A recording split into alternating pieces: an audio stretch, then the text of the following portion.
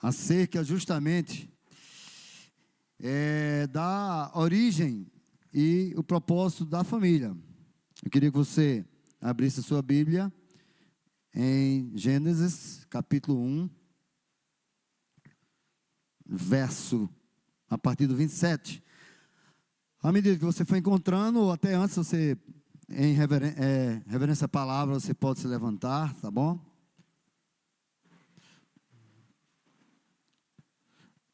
Gênesis, capítulo 1, verso 27. Quando você achar, diga glória a Deus. Amém. Aleluia. Verso 27 diz: criou Deus o homem à sua imagem, a imagem de Deus o criou, homem e mulher os criou. Verso 28, Deus os abençoou e lhes disse: sejam férteis e multipliquem-se, encham e subjuguem a terra, dominem sobre os peixes do mar, sobre as aves do céu e sobre todos os animais que se movem pela terra. Querido Deus, te agradecemos por essa rica oportunidade, esse desafio que tu nos proporcionaste nessa noite, para falar de um assunto tão importante, Senhor, tão pertinente aos dias atuais, onde o mundo está do jeito que está.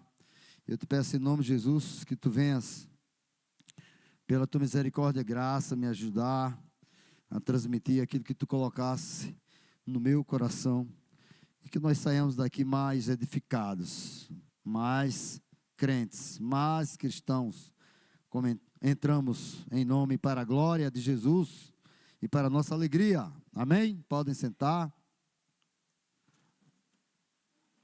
Amados, quando Deus criou o homem e criou a mulher, Ele já sabia, naturalmente Ele é onisciente, e Ele é atemporal, e Ele já sabia o que iria acontecer depois com aquele casal.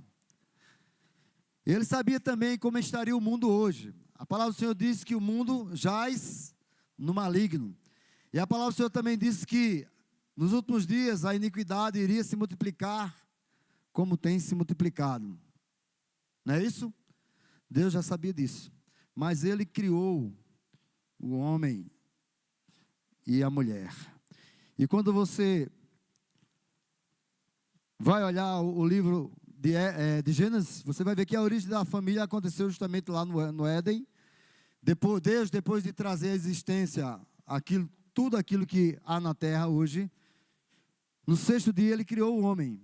E quando você vai lá para o próprio capítulo 1 de Gênesis, verso 26, diz assim: então disse Deus, façamos o homem à nossa imagem, conforme a nossa semelhança, domine ele sobre os peixes do mar, sobre as aves do céu, sobre os animais grandes de toda a terra, e sobre os pequenos animais que se movem rente ao chão.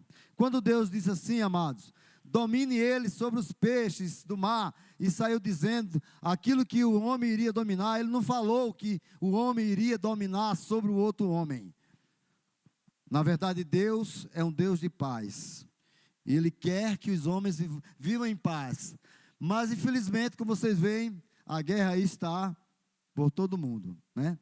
Quando não é guerra com armas, é guerra de outras formas. E Deus, quando formou o homem, Ele não queria isso. Ele queria que nós fôssemos unidos. Ele quer que nós sejamos unidos. Mas Deus, amados, fez o homem, e Ele que é bom e é perfeito e sabe o que faz, Ele percebeu que faltava a outra parte para completar a excelência da sua criação. Qual é a excelência da sua criação? Da criação de Deus? Nós, humanos. Ele considerou, eu e você, a excelência da sua criação. Mas quando Ele formou o homem, Ele percebeu que estava faltando a outra parte da sua excelência e criação, que somos nós. Então, Ele diz: não é bom que o homem esteja só, farei para ele alguém que o auxilie e lhe corresponda. Você vai ver em Gênesis capítulo 2, verso 18. Essa declaração, amados, expressa justamente a consciência divina, a consciência de Deus, em relação à necessidade do homem por uma parceira, uma companheira que o complete, né, e esteja em harmonia, e esteja em sintonia com o homem. Amém? Então Deus criou a mulher para estar em sintonia com o homem, com o seu companheiro, com o seu parceiro. Amém? Aí você vai lá para o capítulo 2, verso 21, diz assim: então o Senhor Deus fez o homem cair em profundo sono, e enquanto este dormia, tirou-lhe uma das costelas, fechando o lugar com carne. O verso 22 diz: com a costela que havia tirado do homem, o Senhor Deus fez uma mulher e a trouxe a ele. Verso 23, disse então o homem: esta sim é osso dos meus ossos e carne da minha carne. Ela será chamada mulher, porque do homem foi tirada. Amados, o propósito de criar a mulher a partir da costela do homem, é preciso que a gente entenda que é justamente para destacar a proximidade e a intimidade inerente à relação entre os dois, entre homem e mulher. Estão entendendo até agora? É justamente isso, para destacar essa proximidade, essa intimidade entre os dois. A mulher não é uma criação independente. Existe aí uns movimentos, né, que querem fazer com que a mulher seja alguém independente, mas a mulher não é uma criação independente, mas é uma parte intrínseca do homem. Ou seja, eles estão interligados, um ligado ao outro. Amém? Então, criou Deus o homem, a sua imagem, a imagem de Deus o criou, homem e mulher os criou. O que é que aconteceu? Deus os abençoou e disse para eles, como a gente leu no início: sejam férteis, multipliquem-se, enchem e subjuguem a terra, dominem sobre os peixes do mar, sobre as aves do céu e sobre todos os animais que se movem pela terra. Originalmente, amados, essas palavras, elas indicam justamente a responsabilidade dada por Deus. Deus deu uma responsabilidade ao homem, né? Ele deu essa responsabilidade aos seres humanos de crescerem em número e de governarem sobre a criação que ele já havia criado. Eu quero que você atente para o fato de que esse crescimento em número, entenda bem, essa multiplicação, o povoamento justamente da terra, não se referia apenas à reprodução física, não apenas a isso, mas também se referia ao crescimento e também o desenvolvimento da comunidade espiritual, amados. Através de quê? Através da transmissão do Evangelho. E também para nós externarmos, através de nossas vidas, a glória de Deus em nossas vidas. Amém? Aí quando você vai para Gênesis capítulo 2, verso 24, acontece aqui a instituição do casamento e a formação da família. A palavra do Senhor diz: por isso deixa o homem, pai e mãe, se une à sua mulher, tornando-se os dois uma só carne. Aqui, amados, a união é enfatizada como uma fusão profunda e indivisível. União profunda e indivisível. A expressão aqui, uma só carne, destaca não apenas a dimensão física no relacionamento, mas também uma coisa chamada unidade emocional. Estão entendendo? Não só uma unidade emocional, mas também uma unidade espiritual e também uma unidade social. A instituição da família, portanto, é concebida justamente como resultante da união, como eu já disse antes, indivisível entre homem e mulher. Por isso que eu quero dizer para vocês que na matemática do matrimônio, 1 mais 1 não é igual a 2. 1 mais 1 é igual a 1. Na matemática do matrimônio, só existe e só deve existir, diga assim, só deve existir. Sabe o quê? Na matemática do matrimônio só deve existir amor. Amor. Porque o amor vence tudo, né? Você vai lá para 1 Coríntios capítulo 13, você vê lá o que é o verdadeiro amor. Certo? Existe o amor o amor não se espalha. O amor só ajunta independente das circunstâncias. E diga, eita. Independente das circunstâncias. Diga, independente das circunstâncias. O amor, diga, o amor só ajunta. Viu? Independente das circunstâncias. Não vá alguém se escorar nas circunstâncias. Não, mas é assim, está acontecendo assim. O amor, ele vence isso tudo. Por isso que aos cônjuges, o conselho é: não permitam que na voz de vocês se apaguem aqueles tons ternos, né? Aqueles tons de carinhos, nem que os olhos de vocês percam aquele brilho que acontecia, né, no resplandecer, aquele resplandecer durante justamente o tempo de namoro, durante o tempo de noivado, né, que era maravilhoso. E até nos primeiros anos de casados acontecia isso. Diga, acontecia não, pastor? Acontece. Sim ou não? Acontece, tem que estar acontecendo. Não é apenas naqueles dias. Porém, amados, e acima de tudo, esforcem-se. Sabe para quê? Para que Deus ocupe sempre, diga sempre, o trono no lar de vocês, no lar que vocês estão administrando. Marido e marida, marido e esposa. Aquele lá que vocês estão administrando, que Deus seja o primeiro a ocupar, que Ele ocupe o trono lá, tá bom? A origem da família, mas se deu no plano, justamente no plano do coração de Deus, e dessa família, se originou a sociedade. A família é a célula máter, é a célula mãe da sociedade. A família, segundo a Bíblia, é a base, diga, é a base. Sabe para quê? É a base para uma sociedade próspera e harmoniosa, onde os laços são fortalecidos, os laços de amor são fortalecidos por esse amor, né, pela fé, garantindo inclusive uma herança ricamente abençoada para as próximas gerações. Quem crê, diga amém.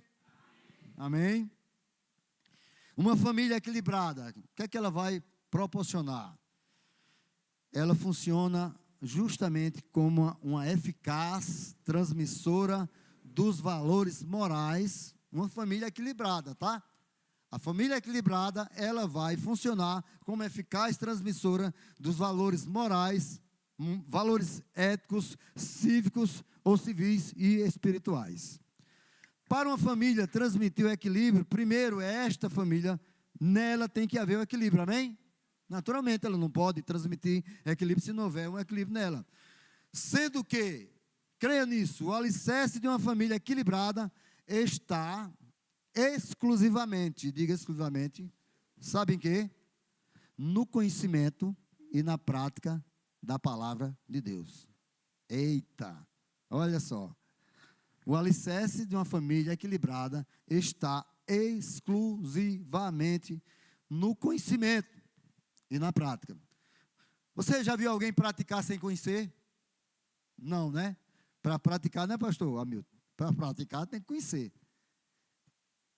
Certo? Então, tem que haver a prática, mas antes da prática tem a ver o conhecimento, e esse é o alicerce de uma família equilibrada. A prática, antes o conhecimento, e a prática do fundamento bíblico para uma família. Família sadia, amados, é uma sociedade sadia. Ela vai estimular uma sociedade sadia. Então, mas qual é o padrão de uma família sadia? Para uma família ser sadia, é imprescindível, diga, é imprescindível. Tem que haver, tem que ser assim, que haja uma harmonia completa entre os membros dessa família.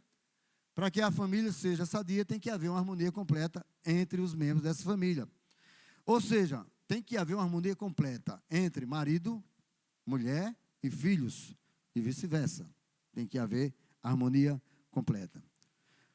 Bem, agora vamos ver aqui o papel do marido para contribuir com a família sadia. E essa família sadia é justamente aquela família que Deus fez com o propósito para ajudar a sociedade a ser uma sociedade também sadia. Papel do marido para contribuir com a família sadia. O que é que ele tem que ser? Primeiramente, ele tem que ser um homem temente a Deus, amém? Ele tem que ser temente ao Senhor.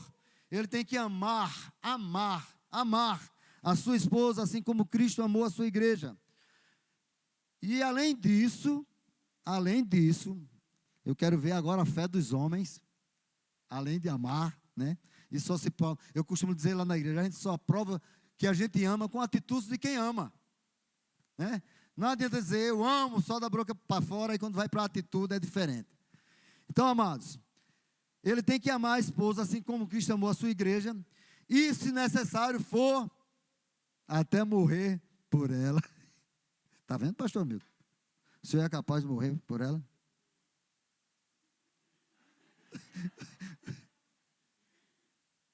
Está vendo? Tem que ser, por isso que a gente tem que dizer eita, né? Eita. Não, tem que morrer por ela se for necessário, pela esposa. Assim como Cristo morreu pela igreja, amados. Certo? Cristo morreu pela igreja, mesmo sabendo que nós, até como cristãos, nós iríamos ter momentos de ingratidões. Misericórdia. Mesmo assim, ele sabia. Ele sabia que aquele homem que era de um jeito, ele era um pau torto, ele aprumou, mas de vez em quando, há uma escorregadinha aí, e nós somos ingratos. Misericórdia. Mesmo sabendo disso, Jesus morreu pela igreja. E a gente tem, nós maridos, temos que morrer pela esposa se for necessário. Temos que cuidar, temos que proteger, temos que prover a necessidade do nosso lar. Amém? Maridos, diga assim comigo. Eu, como marido, tenho que cuidar, proteger e prover as necessidades da minha casa. Amém. Agora vamos também para o papel da mulher, né? Que a mulher deve estar aí, só. Eita, ó. Vamos para o papel da mulher agora, tá? Papel da mulher para contribuir com uma família sadia. Primeiro que ela tem que fazer, ela tem que ser uma mulher sábia, viu? Para ela contribuir com uma família sadia, ela tem que ser sábia, ela tem que buscar a sabedoria do Senhor, porque a palavra do Senhor diz, lá em Provérbios capítulo 14, que a mulher sábia edifica a casa, e a tola destrói. Mas, infelizmente, amados, puxa vida, chega a dar tristeza, mas a gente vê que às vezes uma mulher, que até conhece a Bíblia, né, sabe alguma coisa da Bíblia, de repente ela age como uma tola, e começa a desgringolar o seu lar. Vocês sabem o que é desgringolar, né? Sim ou não? Não? Que é isso? É colocar para baixo, desgringolar. É o meu tempo. Obrigado. Então vocês aprendam, tá? Com a experiência. Não é não? Fernanda. Bem, a mulher tem que ser temente também ao Senhor, porque o temor do Senhor é justamente, a palavra do Senhor diz que é o princípio da sabedoria. E a mulher tem que ser também, como a palavra do Senhor diz, pastor Hamilton, submissa, pastor. A gente estava falando sobre isso na igreja um dia, aí eu disse, a mulher é a serva do marido. Pode dizer aí para a sua esposa que está do lado, você é minha serva. Aí teve uma irmã lá que se espantou, sabe? Se espantou, oxe. Não, mas a mulher, a palavra do Senhor diz, não é o pastor Silvio que está dizendo não, é a palavra do Senhor que está dizendo que a mulher deve ser submissa ao marido como ao Senhor. Eita, eu acho incrível, tremenda essa comparação, pastor Hamilton. Submissa ao marido como ao Senhor. Olha só, tem desculpa? Tem escapatória? Submissa ao marido como ao Senhor.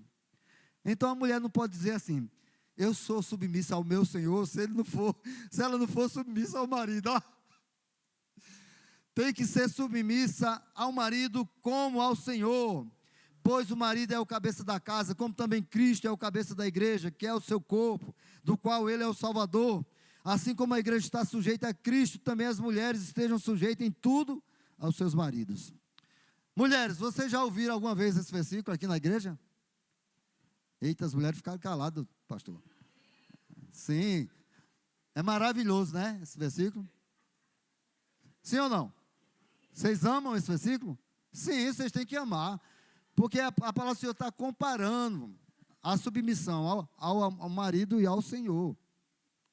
A Bíblia ensina, amados, a família sobre a importância do trabalho diligente e habilidoso, tá? E eu quero dizer para vocês que existem alguns comportamentos, vocês sabem disso, que são contrários ao que a Bíblia ensina, né?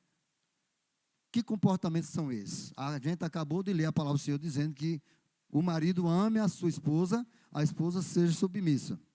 Qual é o maior mandamento que vocês acham? É amar ou ser submisso? Qual é? Ambos têm dificuldade, naturalmente. Mas existem pessoas que têm comportamento contrário ao que a palavra do Senhor diz. A palavra do Senhor diz para o marido: ame a sua esposa assim como Cristo amou a igreja, né? E diz para a mulher: seja submissa ao seu marido, assim como ao Senhor. Agora eu quero perguntar a vocês, de repente, se o marido é um marido que se doa para a esposa, realmente ama, faz tudo por ela, cuida, protege e tal, mas se ele não vê a submissão da sua esposa, ele vai ter facilidade para amar? Não vai. Ele não vai. Isso é natural. Só que, mesmo assim, a palavra do Senhor está dizendo: ame. Então, ele tem que amar. Da mesma forma, a mulher. Se a mulher submissa ao marido, ela quer estar de acordo com a palavra do Senhor, e ela tem atitudes de submissão com seu marido, mas ela não se sente amada por esse marido. Aí vai ser fácil ela ser submissa? Não. Mas também ela tem que ser, porque a palavra está dizendo: seja submissa. Estão entendendo? Então, a Bíblia ensina a família sobre a importância do trabalho diligente e habilidoso, bem como ensina sobre a dedicação em cuidar das necessidades de cada família e do dever, inclusive, de se empenhar em prover o sustento e o bem-estar dos seus entes queridos. Então, a família que se preza responsável, ela tem que fazer isto que a Bíblia orienta. A Bíblia ensina sobre essa importância do trabalho. Amém? Diga a pessoa que está ao seu lado aí: seja diligente. Você que é pai, que está aqui nessa noite, você que é pai, que é mãe, que está aqui nessa noite, você quer que seus filhos cresçam como pessoas de bem, como filhos obedientes aos pais e filhos tementes a Deus? Sim, né? Claro que a gente quer. Então, o que é que a gente vai fazer? A palavra do Senhor nos ensina como pais. Deus diz para os pais, lá em Deuteronômio, capítulo 6, verso 5, ame o Senhor, seu Deus. Isso aqui é para os pais, tá bom? Marido e mulher. Ame o Senhor, seu Deus, de todo o coração, de toda a sua alma e de todas as suas forças. Que todas essas palavras que hoje lhe ordeno estejam em seu coração. Aí é o começo da preparação para você preparar seu filho. Que essas palavras estejam em nossos corações, porque se elas não estiverem, como é que nós vamos orientar nossos filhos no caminho, na palavra do Senhor? Correto? A tarefa para os pais. A palavra do Senhor diz: instrua a criança segundo os objetivos que tem para ela. Isso está na NVI, tá? NVI, Provérbio 22, capítulo 6. Instrua a criança segundo os objetivos que você tem para ela. E mesmo com o passar dos anos, não se desviará desses objetivos. Não se desviará deles. A pergunta para você nessa noite: você tem objetivos para seu filho? Você tem objetivo para seu filho? Todos temos. Amém? Agora, a pergunta é: esse objetivo que você tem para o seu filho está em consonância ou está de acordo com a vontade de Deus? Essa é a pergunta crucial. Está de acordo com a vontade, está em consonância com a vontade de Deus? A melhor forma de se ensinar os objetivos aos nossos filhos, qualquer que seja o objetivo, qualquer profissão que você quer para seu filho depois, onde quer que ele vai estar, a melhor forma de você ensinar os objetivos concretos, os objetivos reais, os objetivos que vai levar seu filho para ser uma boa pessoa, certo? É justamente a palavra de Deus. Vejamos o que diz ainda em Deuteronômio, capítulo 6. Verso 7 diz: ensine-as com persistência a seus filhos. Ensine a palavra de Deus com persistência. Persistência é insistência. A gente tem ensinado com persistência, ou a gente tem ensinado e de repente relaxado, cansado de ensinar. Ensine-a com persistência. Ensine a palavra de Deus com persistência aos seus filhos. Converse sobre elas quando estiver. Como? Sentado em casa. Você tem conversado com seu filho sobre a palavra de Deus quando está sentado em casa? Quando estiver andando pelo caminho, você está passeando com seu filho, está lá, conversando sobre a palavra de Deus. Quando se deitar, quando se levantar, amarre-as como sinal nos braços e prendas na testa. Escreva-as nos batentes das portas de sua casa e em seus portões. E eu quero dizer também, isso aqui é uma orientação para nós que somos pais. E a gente viu aqui a origem da família, o propósito que Deus colocou a família aqui nesse mundo. E Deus também tem propósito para os filhos, para que os filhos sejam felizes. E eles vivam mais nessa terra. A palavra do Senhor diz: obedeçam aos seus pais do Senhor. Filhos, obedeçam a seus pais do Senhor, pois isso é justo. Aí diz: honra teu pai e tua mãe. Este é o primeiro mandamento com promessa. Qual é a promessa? Para tudo te ocorra bem e que tenhas uma longa vida sobre a terra. A gente vê tantos jovens morrendo cedo, né? E muitas vezes é a vida louca que eles levam aí, porque ou não teve uma orientação adequada dos pais, ou teve a orientação, mas são desobedientes. Mas a palavra do Senhor também diz para nós, pais, procurem se dirigir a seus filhos com amor, com sabedoria, para não os afastarem do Senhor. Mas enquanto depender de vocês pais, vocês façam tudo para atraírem seus filhos para Deus. Efésios capítulo 6, verso 4. Pais, não irritem seus filhos, antes criem-nos segundo a instrução e o conselho do Senhor. A gente fazendo assim, amados, nós vamos ser uma força que atrai, certo? Vai atrair nossos filhos para Deus, para compreender Deus, para amar Deus.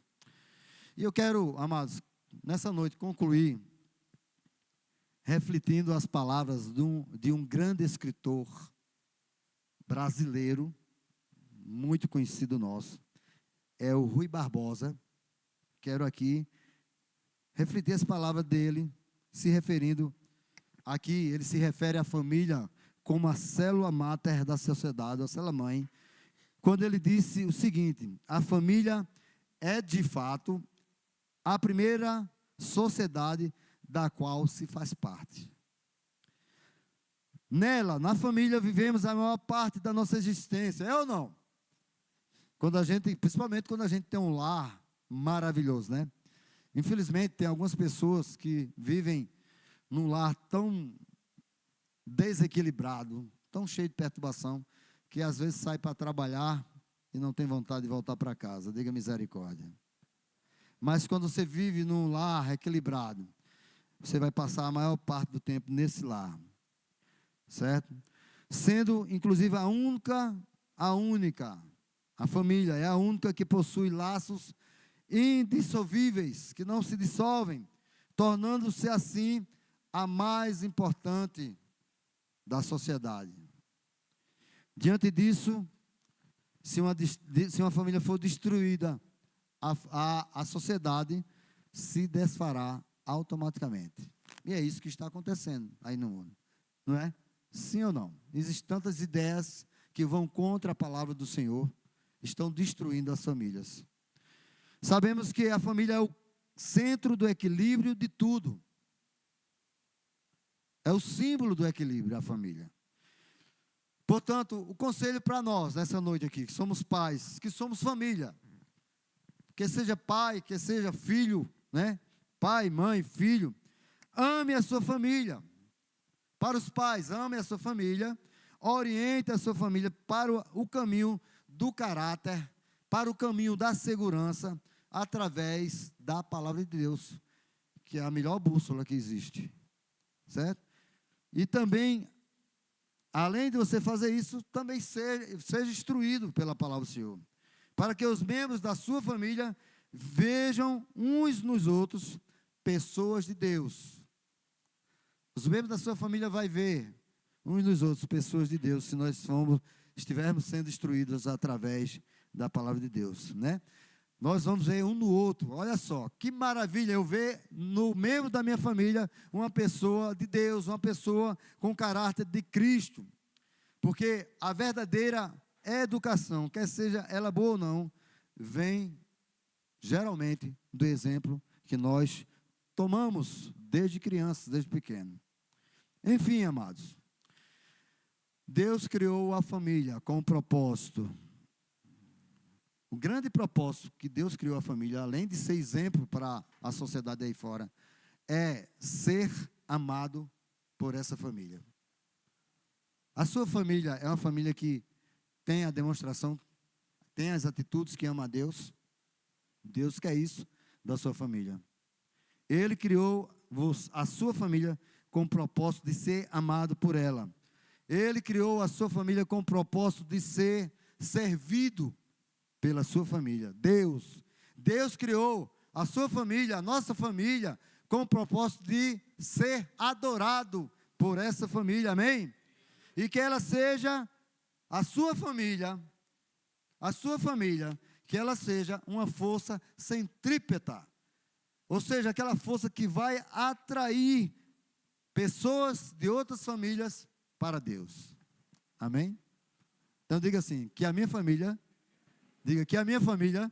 seja uma força centrípeta para atrair outras pessoas de outras famílias para Deus. Feche seus olhos, querido Senhor. Te agradecemos, Pai, por esse desafio, esse convite que nós recebemos para aqui transmitir a Tua palavra. E eu te peço em nome de Jesus, a partir de mim, Pai, que não se perca nenhuma palavra que Tu nos transmitisse ao nosso coração nessa noite, a partir de mim. Ó Deus, que nós venhamos a não ser apenas ouvintes. Nós somos instruídos aqui acerca de como devemos atuar, de como deve ser o nosso comportamento como família, como pai, como mãe, como filhos. Que haja, meu Deus, um amor verdadeiro entre nós. E que nós sejamos força centrípeta, o nosso comportamento espiritual, para sermos pessoas que atraem outras pessoas para o seio do Senhor. Assim eu te peço, eu te suplico, eu te imploro, em nome de Jesus. Amém.